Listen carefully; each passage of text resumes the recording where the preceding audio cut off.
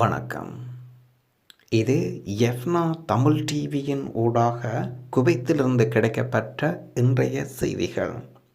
அனுமதியற்ற வாகன நிறுத்தும் கூடங்கள் இடிக்கப்பட்டன. ஹவாலே நகராட்சி அங்கீகரிக்கப்படாத கார் பார்க்கிங் இடித்து பிரச்சாரம் தொடங்கியுள்ளனர். சால்மியா பகுதியில் ஏராளமான கட்டடங்கள் இதுபோன்ற அனுமதியற்ற வாகன நிறுத்தும் கட்டடங்கள் இடிக்கப்பட்டன. அனுமதியின்றி பொது இடங்கள் விரிவுபடுத்த கட்டுமானங்கள் இவை இடிக்கப்படுவதாகவும் நகராட்சி விளக்கம் அளித்துள்ளனர். வெளியேற்றும் துறையின் தலைமை அயீத் ஹல்தானி அறிவித்துள்ளார். 470 தினார் மற்றும் ஸ்மார்ட் போன் திருடியதன் அடிப்படையில் இந்திய பணிப்பெண் மீது குற்றச்சாட்டு முன்வைக்கப்பட்டுள்ளது. குவைத் குடிமகன் தனது வயதான தாயின் சார்பாக 28 வயதான இந்திய வெளிநாட்டு பெண்மணி மீது இந்த குற்றச்சாட்டுகள் முன்வைக்கப்பட்டுள்ளது. குறிப்பாக அவர் 470 தினார் பணம் மற்றும் சாம்சங் ஸ்மார்ட் போன் தனது தாயிடமிருந்து திருடியதன் அடிப்படையில் பஹத் அல் அஜ்மத் காவல் நிலையத்தில் நம்பிக்கை மீறல் மற்றும் திருட்டு குற்றம் சாட்டப்பட்டுள்ளார். குற்றம் சாட்டப்பட்டவர் தலைமறைவாகி இருப்பதாகவும் குவைத் குடிமகன் தனது தாய் சார்பாக வழக்கறிஞரின் அதிகாரத்தை பயன்படுத்தி வழக்கு பதிவு செய்யப்பட்டுள்ளார். இக்ரா இஸ்லாமிய சங்கத்தின் பள்ளி வாயில்களின் தமிழ் ஹுத்பா மீண்டும் ஆரம்பம். இக்ரா இஸ்லாமிய சங்கத்தின் அங்கத்தவர்கள், ஆதரவாளர்கள், நலன் விரும்பிகள், குவைத் வாழ் தமிழ் பேசும் உறவுகள் அனைவருக்கும் வணக்கம். இக்ரா இஸ்லாமிய சங்கத்தின் ஹைதான் யஹாரா ஹபீத் பள்ளிவாசல்களில் எதிர்வரும் வெள்ளிக்கிழமை 26ஆம் திகதி தமிழ் மொழியில் யும்மா ஹுத்பாக்கள் இடம்பெற ஏற்பாடாகி இருப்பதை மகிழ்ச்சியுடன் அறிய தருகின்றோம்.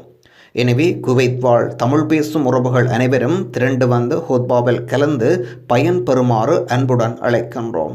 குவைத் சுகாதார அமைச்சின் அறிவுறுத்தலுக்கு அமைய தொழுகைக்காக வரும் சகோதர சகோதரிகள் தனியான தொழுகை விரிப்புகளை எடுத்து வருவதோடு முகக்கவசம் அணிந்து வருமாறு வினயமாக கேட்டு நிற்கின்றோம். தகவல் இக்ரா இஸ்லாமிய சங்கம், குவைத்.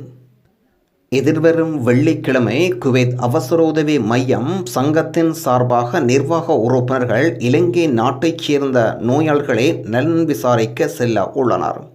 குவைத் நாட்டில் தொழில் புரியும் உங்களது உறவுகள், நண்பர்கள் மற்றும் உங்களுக்கு தெரிந்த நோயாளர்கள் யாரேனும் இருப்பின் அவர்களின் விவரங்களை நாம் தரும் தொலைபேசி இலக்கத்தின் ஊடாக தொடர்பு கொண்டு தெரியப்படுத்துங்கள். உங்கள் அழைப்புக்கு பதில் கிடைக்கவில்லை என்றால் தயவு செய்து குரல் பதிவு ஒன்றை வழங்கவும். பின்னர் உங்களுக்கு பதில் வழங்கப்படும்.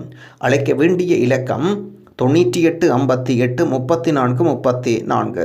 இன்னுமொரு தொலைபேசி இலக்கம் 69 04 40 79. நோயாளியின் பெயர், தொலைபேசி இலக்கம், சிவில் ஐடி பிரதி மற்றும் நோயாளிகள் இருக்கும் வைத்தியசாலை மற்றும் வார்ட் நம்பர். கூறிய விவரங்கள் முறையாக வாட்ஸ்அப் மூலமாக அனுப்பி வைக்கவும். வாட்ஸ்அப் இலக்கங்கள் 98 58 34 34. ஒவ்வொரு வெள்ளிக்கிழமையும் குவைத் அவசரோதவி மையம் சார்பாக நிர்வாக உறுப்பினர்கள் நோயாளர்களை நலன் விசாரிக்க மருத்துவமனைக்கு செல்கின்றார்கள். தகவல் குவைத் அவசரோதவி மையத்தினர். இந்திய தூதரகத்தின் விசேட அறிவித்தல் கோவேக்சின் எடுத்துக்கொண்டு குவைத் திரும்ப முடியாதவர்களின் விவரங்கள் பதிவு செய்ய அறிவித்தல்.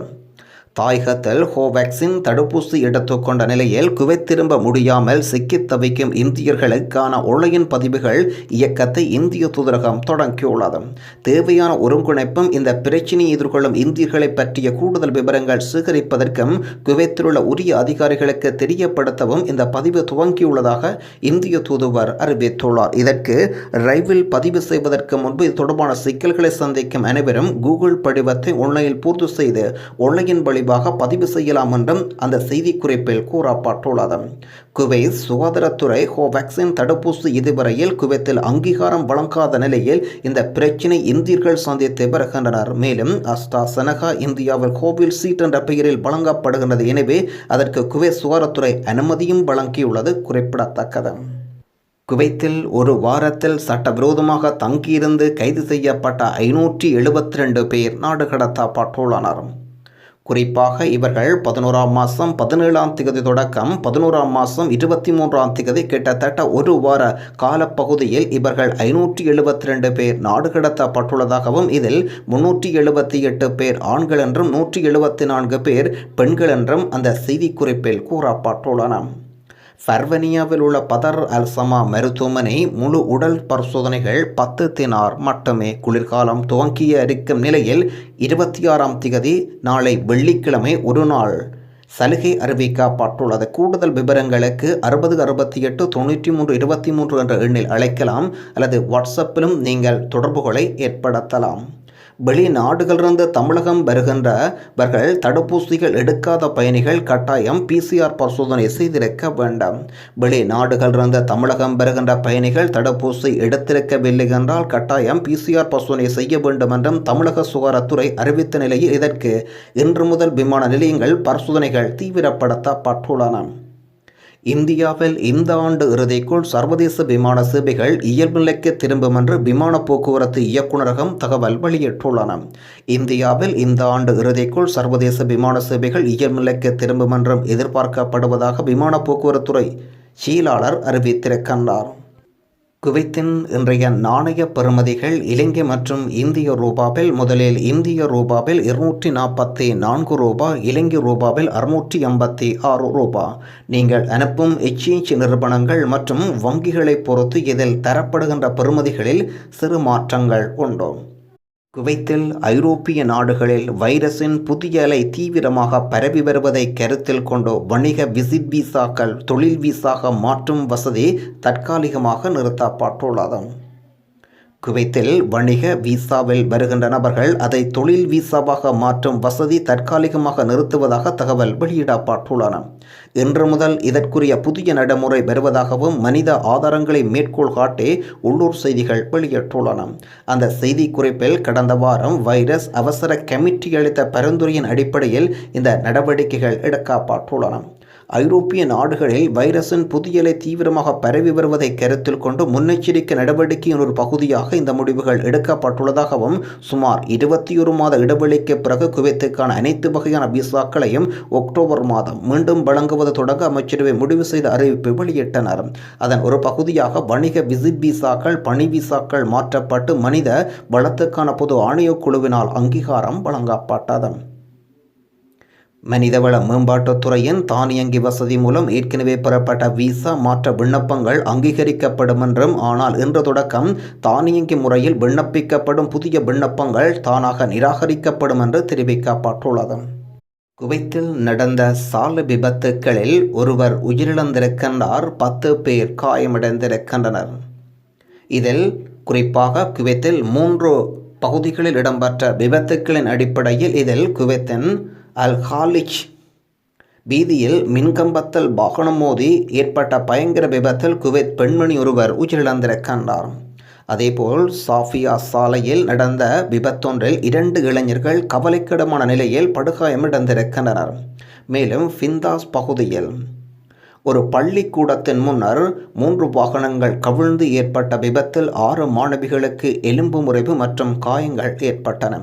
தீயணைப்பு பட வீரர்கள் காயமடைந்த 14 தொடக்கம் 15 வயதுக்கு இடைப்பட்ட மாணவர்களுக்கான இவர்களை மீட்டு மருத்துவமனைக்கு அனுப்பி வைத்தனர்.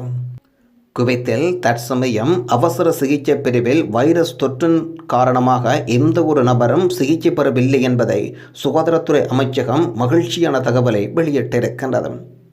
வைரஸ் தொடங்கிய காலப்பகுதியிலிருந்து இதுவரை அவசர சிகிச்சை பிரிவில் பல நபர்கள் இருந்த வண்ணம் வந்தனர். இன்றுதான் 21 மாதங்கள் கடந்து அவசர சிகிச்சை பிரிவில் ஒரு நபரும் சிகிச்சை பெறவில்லை என்ற தகவலை உத்தியபூர்வமாக இன்றைய தினம் சுகாதார பிரிவினர் அறிவித்தலை விடுத்துள்ளனர். குவைத் நாட்டுக்கு வெளியே உள்ளவர்கள் செல்லுபடியாகும் பாஸ்போர்ட் இருந்தால் 6 மாதங்களுக்கு பிறகு ஒன்லைன் மூலம் இகாமா புதுப்பிக்கலாம். குவைத்திற்கு வெளியில் தங்கியுள்ள வெளிநாட்டவர்களுக்கு இகாமா புதுப்பிப்பதை நிறுத்தும் திட்டம் எதுவும் இல்லை என்று குடியிருப்பு விவகாரத்துறை அறிவித்துள்ளது. குவைத்திற்கு வெளியில் தங்கியிருப்பவர்களுக்கு செல்லுபடியாகும் பாஸ்போர்ட் இருந்தால் அவர்கள் 6 மாதங்களுக்கு மேலாக குவைத்துக்கு வெளியே இருந்தாலும் இகாமா தொடர்ந்தும் புதுப்பிக்கப்படும். எந்த ஒரு புதிய சட்ட அமுல்படுத்தும் போதும் செயல்படுத்துவதற்கு முன் ஒரு குறிப்பிட்ட கால அவகாசம் வழங்கப்படும் என்று தெரிவிக்கப்பட்டுள்ளது. குவைத்தை விட்டு வெளியில் தங்குவதற்கான 6 மாத கால விதியை மீண்டும் அமுல்படுத்துவது போன்றவை செயல்படுத்துவது முன் போதுமான அவகாசம் வழங்கப்படும் என்றும் செய்திகள் வெளியிடப்பட்டுள்ளன. குவைத்திற்கு வெளியில் இருப்பவர்களில் பெரும்பாலானவர்கள் வைரஸ் தொற்று நோய்களின் போது குவைத்தை விட்டு வெளியேறி இருக்கின்றார்கள். குறிப்பாக குடும்ப விசா உடையவர்கள் அவர்களில் பலர் தடுப்பூசி செலுத்திக் கொண்டுள்ளனர். ஆனால் அவர்கள் தடுப்பூசி குவைத்தில் அங்கீகரிக்கப்படவில்லை. அதனால் அவர்கள் இன்னும் குவைத்துக்கு திரும்ப முடியவில்லை என்பதும் குறிப்பிடத்தக்கது. குவைத்தில் முதலீட்டாளர்கள் மற்றும் வணிகர்களுக்கு 15 வருட குடியிருப்பு வசதிகள் அறிமுகப்படுத்தப்பட உள்ளது. தேசிய பொருளாதாரத்தில் சேவையாற்றும் சில வெளிநாட்டவர்களுக்கு ஸ்பான்சர்ஷிப் முறையில் குடியிருப்பு முறை வேலை அனுமதி பத்திரங்கள் திருத்துவதற்கு அரசாங்கம் நடவடிக்கை எடுத்துள்ளது. நன்றி. மீண்டும் இன்னொரு குவைத் பற்றிய புதிய தகவல்களோடு உங்களை சந்திப்போம். தகவல்கள் மொழி ஆக்கம் குவைத் தமிழ் பசங்க மற்றும் வெளிநாட்டில் வாழும் தமிழர் நலச்சங்கம் குவைத் மண்டலம். நன்றி.